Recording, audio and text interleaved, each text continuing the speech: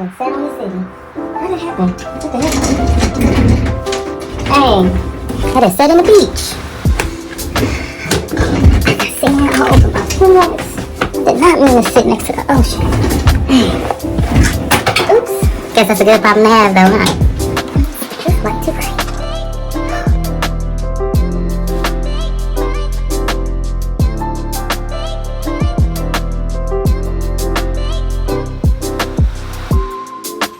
Ooh, I forgot I hid one in mine. I was looking for this one. This is the one I wanted to wear. Hold on now.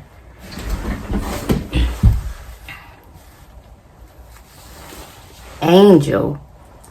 Because Angel basically fits the theme. That's why I was looking for her. That's cute. Where my mirror go?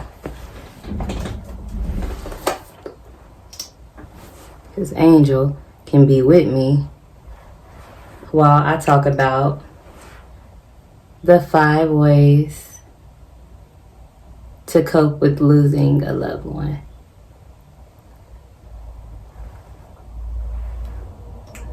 And these are some methods that I used.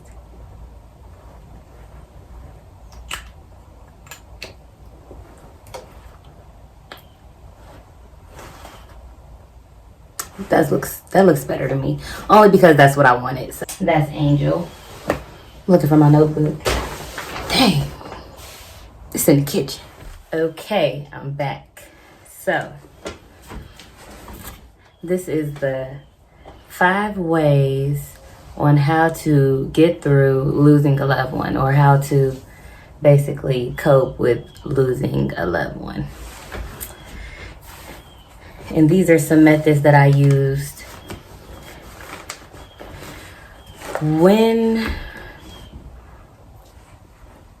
I really don't want to say this word, but I'm just gonna just say it. When death falls upon, you know, your lives. So,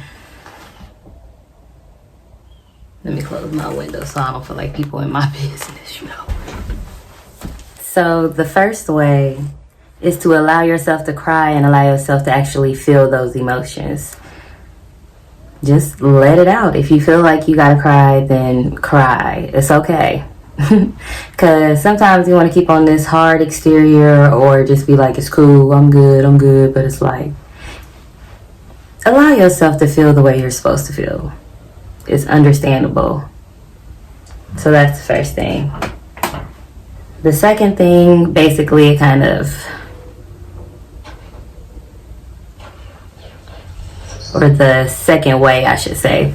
The second way, it basically piggybacks off of the first way.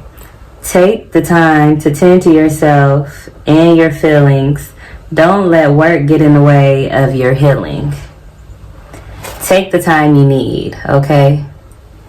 There is no time frame or limit that you can put on healing after someone close to you passes. You can't put a cap on that. Can't put no time on it. Like, don't just go to work to mask how you're feeling, to not have to actually deal with it, or not even have to go through the healing process, because your body's gonna let you know. You gotta deal with that pain, you gotta deal with that hurt, and you have to heal yourself through it. Or talk to somebody if you need some help. And don't let your job tell you, like, okay, yeah, I understand you lost someone close to you, but I mean, we can give you about 3 days paid, but we're gonna need you back in, so get it together. Like, if you need more than 3 days, then I mean, forget them. You can get a new job. Or, I'm sure if you reason with them, you could work something out. I ain't gonna just say quit your job, even though, I mean, obviously you don't care about me if you are rushing me through this process, or even letting me know who's important enough for me to take some time off. That's irritating. So just make sure you're taking the time that you need, and you're taking the time that you feel is necessary to get through the healing and find a way to process what happened. The second, we were just on the second. The third way, allow yourself to remember the good times, think through the sad times, to really appreciate the positive or helpful impact that they had on your life. So just think about how they actually impacted your life. And sometimes when like for me, when it came to thinking about my brother after he passed away, I really, like, I could talk about it, but it's not something that I want to talk about. Like, it was awkward for me to bring it up to people when they asked if I had any siblings. Like, I just didn't want to talk about it because I didn't want to be sad about it. I didn't want to cry and just think about how it happened and just go down that thought process. Like, I didn't want to do it. So I couldn't get past the sad part for a long time to even actually sit down and think and appreciate the good times. So I couldn't get past the sad part to basically remember the good times. And I feel like I suppressed a lot of things to where I would forget a lot. But once I actually sat there, cried through the sad times, and basically just talked to myself and allowed me to remember the good times and actually laugh about it and then think deeper into how he actually impacted my life, which was, I feel like he kind of helped me with my ability to forgive. It could be because of how he reacted when he made me mad or did something irritating, or, you know, that basically made me want to forgive him and be like, all right, yeah, you get on my nerves, but you're my brother, so whatever. But it was just, I was like, I just allowed it to be clouded with, you know, the actual process, him not being here anymore, like physically. But yeah, I hope that made sense. I don't know if I just left that like unfinished, but I feel like I was done. So yeah, just sit back, think through get past the sad time, let yourself cry. Just because it's years later, if you want to cry, you can get some tears out, and then get to just make sure you end on a good note. Thinking about the good times, what their life meant to you, how it impacted you. It's number 3. Number 4, the fourth way would be to celebrate their life, you know, celebrate their birthdays, their departure day. Just celebrate, and when you just randomly think about them, be grateful. Like, I'm thankful that I was able to have you in my life or experience you as this person in my life. Thank you. Instead of just shooing it away like, I don't want to think about that right now, or I don't want to talk about that right now, I don't want to, like, just allow the feeling to come through you and out of you. Through you and out of you.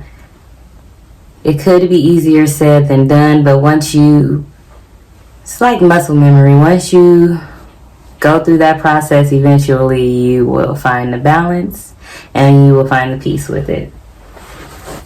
The 5th and final way basically piggybacks off of the 4th way, and that is find a coping mechanism to find peace with losing a loved one. A way to find your earthly understanding of it, because the reality is that it's something that we have to live with knowing that it can happen to any one of us, no matter race, class, or religion. Animal, plants, fish, it all has an expiration date. We all have a departure date, and we have to find a way with coping with just knowing that, yeah, it's a possibility. I think a way that I've coped with the whole, I'm going to use the word departures,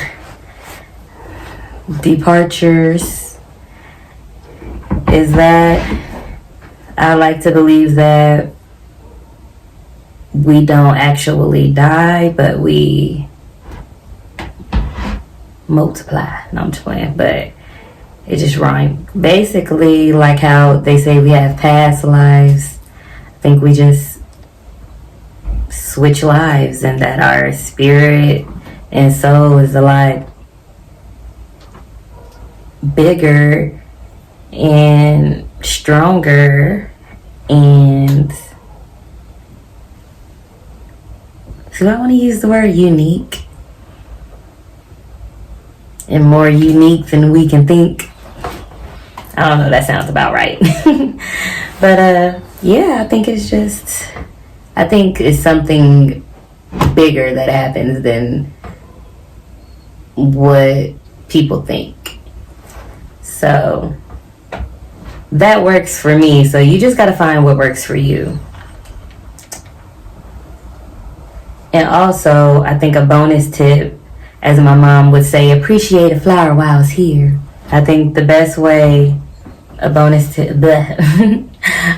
way would be to appreciate your family, your loved ones now. Appreciate them while you have them here, so that if the time comes, you'll